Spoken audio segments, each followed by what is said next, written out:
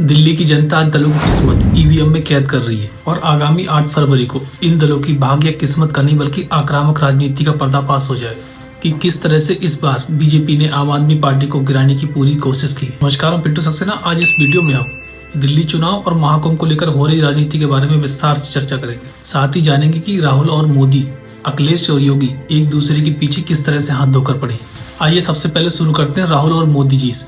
परसों जिस तरह से राहुल गांधी ने सदन में पीएम मोदी और बीजेपी की बखिया उधेड़ी, उसका कल पीएम मोदी सदन में बदला लेते हुए दिखाई दिए। वैसे अगर आपने राहुल से जुड़ी, उनके भाषण से जुड़ी वीडियो नहीं देखी है तो आप कृपया इस वीडियो को देखने के बाद वो वीडियो मेरे प्रोफाइल पर जाकर देख सकते हैं। कल सदन को संबोधित करते हुए पीएम मोदी ने क्या कहा, आइए आपको बताते हैं। कल लोकसभा में बोलते हुए पीएम मोदी ने कहा कि हमने गरीबों को झूठे नारे नहीं बल्कि सच्चा विकास दिया है। असल में मोदी जी उस विकास की बात कर रहे हैं जिस विकास की वजह से रुपया डॉलर के मुकाबले लगातार गिरता जा रहा है। फोर्ब्स की लिस्ट से भारत को बाहर किया जा रहा है। आगे मोदी जी ने कहा कि गरीब का दुख और सामान्य मानवीय की तकलीफ, मिडिल क्लास के सपने ऐसे ही नहीं समझे जाते, इसके लिए जज्बा चाहिए। मुझे दुख के साथ कहना पड़ रहा है कि कुछ लोगों में ये है ही नहीं। आप समझ सकते हैं कि मोदी का इशारा किस तरफ था। इस दौरान पीएम मोदी ने गरीबी और गरीबों की पीड़ा को व्यक्त करते हुए कहा कि हमने अब तक 4 करोड़ परिवारों को पक्के घर दिए। पक्की छत वाला घर क्या होता है ये वही जानता है जिसने इस जिंदगी को जिया हो।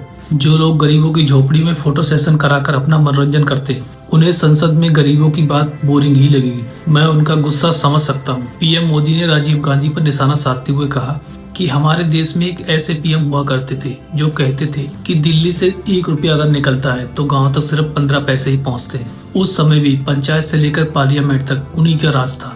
पीएम मोदी ने अपनी डीबीटी योजना की वाहवाही करते हुए विपक्ष पर जमकर हमला बोला। पीएम मोदी ने आगे कहा कि उस समय अखबारों की हेडलाइन होती थी कि इतने लाखों करोड़ों का घोटाला हुआ। अब हमारी सरकार के 10 साल बीत चुके हैं।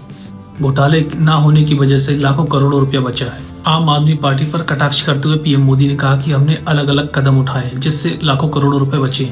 हमने उन रुपयों का उपयोग शीश महल बनाने के लिए नहीं किया है। असल में अगर देखा जाए तो पीएम मोदी मतदान से पहले दिल्ली की जनता को एक संदेश देने की कोशिश कर रहे थे। पीएम मोदी ने 12 लाख तक टैक्स छूट की घोषणा का भी इस भाषण में जिक्र किया, यानी अपनी इस बड़ी उपलब्धि को सबके सामने रखा।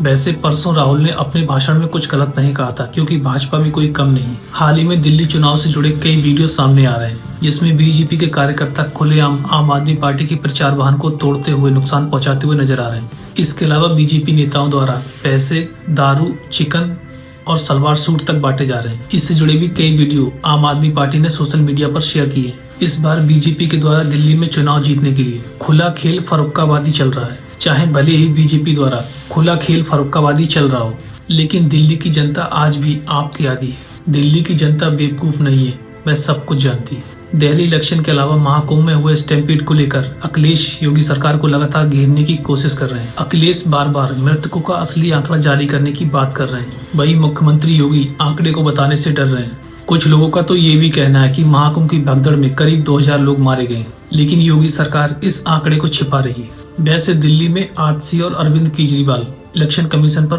और दिल्ली पुलिस पर पक्षपात का आरोप लगा रहे हैं। कारण साफ है कि आम आदमी पार्टी के नेताओं पर इलेक्शन कमीशन और दिल्ली पुलिस हाथ धोकर पीछे पड़ी। सोचना आपको है कि दिल्ली में विकास का वसंत कौन लाने वाला है। इस बारे में आपके क्या विचार हैं, कृपया कमेंट करके हमें जरूर बताएं।